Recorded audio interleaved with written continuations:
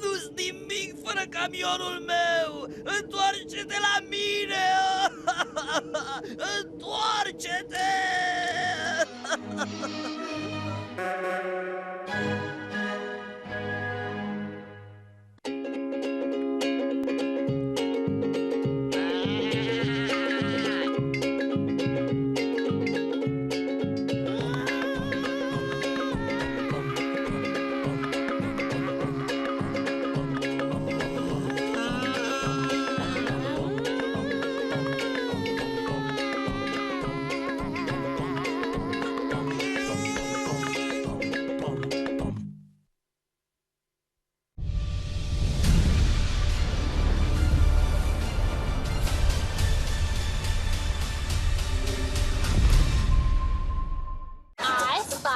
Something annoying. Is it me?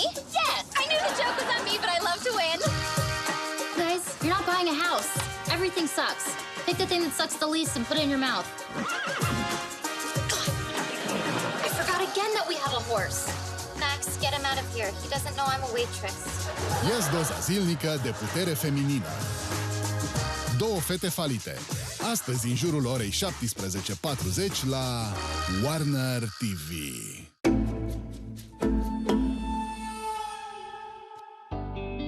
I used to come to New York. My father worked for a company whose main offices were in New York City, in Manhattan. And we used to spend every summer in New York. And from the age of 4 or 5, I spent a lot of time in New York in the summer months. So that was my memory of New York, was the reality of New York, not New York in a photograph. New York to me then, and I believe it's still true, was sort of the center of everything I thought was wonderful in show business, which was, paradise to me. Being from Columbia, South Carolina, show business seemed unreachable. And New York was the center of it. Broadway shows, not just musicals, non-musicals as well.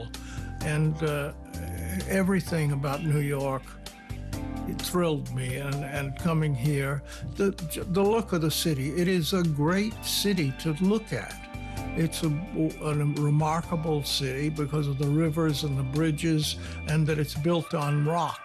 So these buildings are tall and firm, and it never leaves me, the idea of New York City. And New York City, to me, I'm sorry to say, it's sort of stupid of me, but New York City is Manhattan.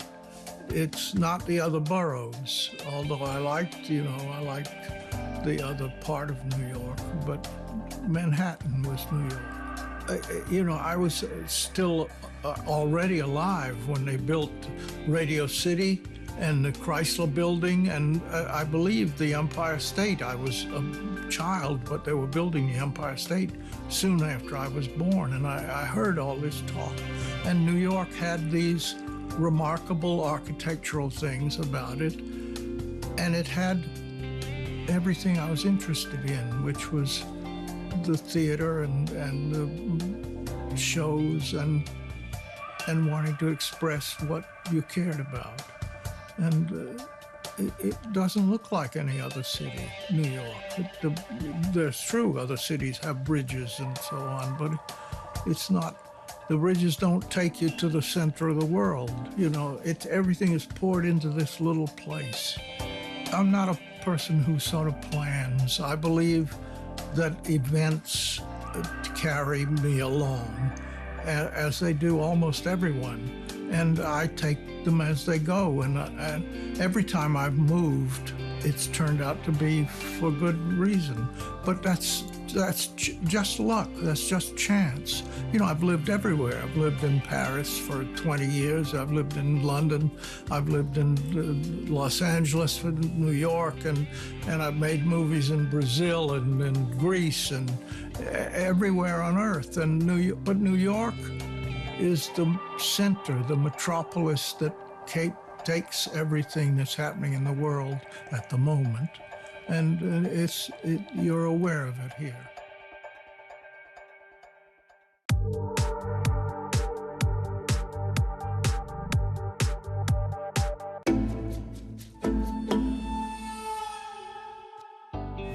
We are now in the gentrified neighborhood of Fort Greene, Brooklyn. I grew up across the street from this park, Fort Greene Park, before it was gentrified. In fact, my mother, my late mother, had the vision to buy our brownstone in 1968 for $45,000. This is when no one wanted to come into, no white people at least wanted to come into Fort Greene. And so our house is directly facing this park. And so I grew up here. In fact, we were living in Cobble Hill. We were the first black family moving to Cobble Hill. We were renting, but my mother said we should own the house. We bought the brownstone here. So played hardball here, softball, basketball. Growing up, when it would snow, we would take the top of the garbage cans, go down the hill, then go off the wall. And for my first film, She's Gotta Have It, there's a color sequence. It takes place right here at the top of the park. Right behind us is the monument. And there's a scene in Crooklyn, which is semi-autobiographical, when the kids are going up the steps. And we've shot some other scenes here, and the 40 Acres Off has always been in Fort Greene too, so I thought it was a good place for us to be here. But Brooklyn's always been a magical place. I mean, a lot of great people come here. Woody Allen, Barbra Streisand, Lena Horne, Biggie, Jay-Z, Bernard and Albert King. In fact, I want to tell you, there's through the trees is a hospital. This is right here is Myrtle Avenue, and Myrtle Avenue connects with North Oxford. There's a hospital there called Cumberland Hospital in Fort Greene. You know who's born at the hospital? Bernard King, Albert King, basketball giants, Mike Tyson, and Michael Jordan. All born in that hospital right here in Brooklyn, Fort Greene, Brooklyn. So that tells you something, right? Something about Fort Greene in itself. There's something that you get on the streets of New York City that can't be duplicated on a set, can't be duplicated in Toronto when they used to just do that a lot, used to shoot, try to fake Toronto like New York. It's fake. Even the extras is bogus. So this is the world's greatest set. Now, of course, there are hassles, but you gotta work with it. You know, people don't want to be mess with their routine. But you get through that because this is the world's greatest set. I remember, you know, the Naked City thing, the 8 million stores in New York City. And this is one of them. That's true. That is true. And that is why a lot of my, not all of them, that is why a lot of my films have been shot here in New York City. I went to New York University Graduate Film School from 1979 to 1982. I also had a job at this independent film distribution company called First Run Features. We had a whole lot of filmmakers. So everybody that was at the vanguard of independent cinema at that time in New York City was distributing their films through First Run Features. I got to meet a lot of people there.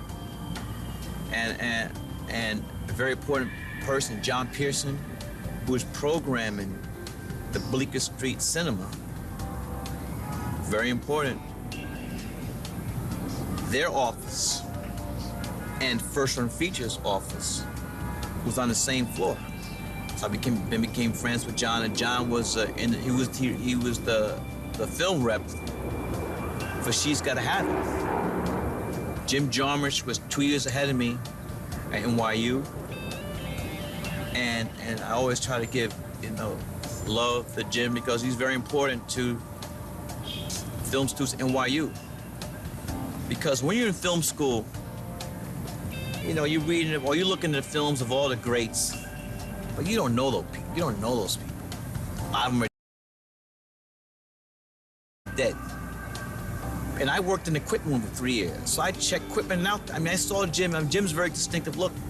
You know, he had white hair back then. That's not just something that's happened now. And so when someone you went to film school with, even though he's not in your class, and you go open up the Village Voice, see a full-page ad, and see what he did taking his film to Cannes. I mean, everything Jim did, we just tried to follow the path. You know, when She's Gonna Have It, I tried to do everything Jim did with Strange in Paradise.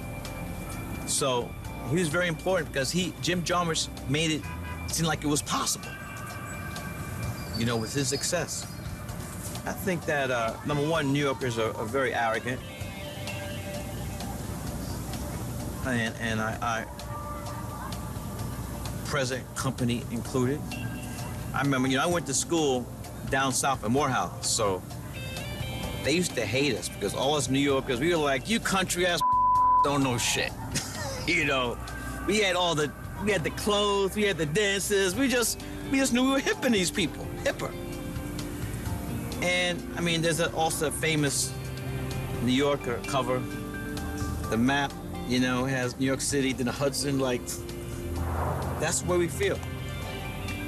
And a lot of times, it can be to our detriment when we think everything revolves around New York City, or making bigger, even think that everything revolves around America. It's not like that anymore. You know, so we've got to try to be more just big in how we see things. I spy something annoying. Is it me? Yes! I knew the joke was on me, but I love to win. Guys, you're not buying a house. Everything sucks. Pick the thing that sucks the least and put it in your mouth. I forgot again that we have a horse. Max, get him out of here. He doesn't know I'm a waitress. Ia-ți doza zilnică de putere feminină. Două fete falite. Astăzi, în jurul orei 17:40 la Warner TV.